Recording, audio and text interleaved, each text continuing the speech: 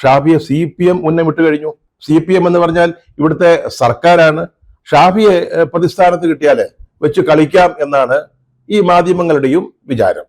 വാസ്തവത്തിൽ CPMന്റെ അജണ്ട അല്ലെങ്കിൽ ലക്ഷ്യം എന്ന് പറയുന്നത് കോൺഗ്രസിൽ വളർന്നു വന്ന അവരുടെ മിന്നുന്ന മുഖമായി മാറിയ യൂത്ത് ബ്രിഗേഡിനെ തകർക്കുക എന്നുള്ളതായിരുന്നു.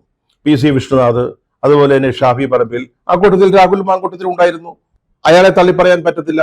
പിന്നീട് യൂത്ത് ലീഗിന്റെ ചില നേതാക്കള്, കോൺഗ്രസിന്റെ എന്ന് മാത്രമല്ല UDFന്റെ തന്നെ തിളങ്ങുന്ന മുഖമായിട്ട് യൂത്ത് ബ്രിഗേഡ് മാറിയിരുന്നു. അതൊരു വലിയ വെല്ലുവിളിയായിട്ട് CPM കണ്ടു. അതുകൊണ്ട് അതിനെ അവർക്ക് തകർക്കണമായിരുന്നു. അവരുടെ നിരയിൽ ഇവരോടൊപ്പം നിൽക്കാൻ പറ്റിയ ചെറുപ്പക്കാരായ നേതാക്കള് തീരെ ഇല്ലായിരുന്നു. അതവർ മനസ്സിലാക്കി. അതിനുള്ള നീക്കങ്ങളാണ് അവർ നടത്തിക്കൊണ്ടിരിക്കുന്നത്. അത് മാത്രമല്ല, CPM എന്ന് പറയുന്ന പാർട്ടി ഇപ്പോൾ ഈ ശബരിമല സ്വർണ്ണ കവർച്ചയുമായി ബന്ധപ്പെട്ട് അവരുടെ മുഖം നഷ്ടപ്പെട്ടു നിൽക്കുക. അവർക്ക് ജനങ്ങളെ അഭിമുഖീകരിക്കാൻ പറ്റുന്നില്ല. അവരുടെ പ്രവർത്തകർ വോട്ട് ചോദിച്ച് വീടുകളിൽ ചെല്ലുമ്പോൾ നിങ്ങളല്ലേ ഞങ്ങളുടെ അയ്യപ്പന്റെ സ്വർണം കവർന്നത് എന്ന ചോദ്യത്തിന് മറുപടി പറയാൻ ബുദ്ധിമുട്ടുകയാണ്, വിഷമിക്കുകയാണ്. കാരണം അവിടെ 2 പ്രമുഖ നേതാക്കള് ജയിലിലാണ്.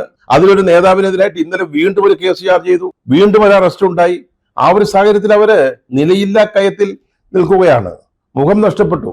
അവരുടെ കാലുകള് ഈ കുഴിയിലേക്ക് ആഴ്ന്നാഴ്ന്ന് പോയിക്കൊണ്ടിരിക്കുകയാണ്. അപ്പോഴവർക്ക് ഇതുപോലെയുള്ള ഒരു വിഷയം കൊണ്ടുവന്ന് അതിനെ പൊലിപ്പിക്കണമായിരുന്നു. ഇപ്പോൾ പറഞ്ഞല്ലോ, രാഹുൽ മാങ്കൂട്ടത്തിന്റെ വിഷയത്തിന്റെ പ്രാധാന്യം നഷ്ടപ്പെടുമ്പോൾ അവർക്ക് വേറെ ആരെങ്കിലും വേണം. ചാനലുകളുടെ കാര്യം പറഞ്ഞ പോലെ ഈ CPMന് ആരെങ്കിലും വേണം. അതിനാണ് അവര് ഷാഫി പറമ്പിലിനെ ലക്ഷ്യമിടുന്നത്.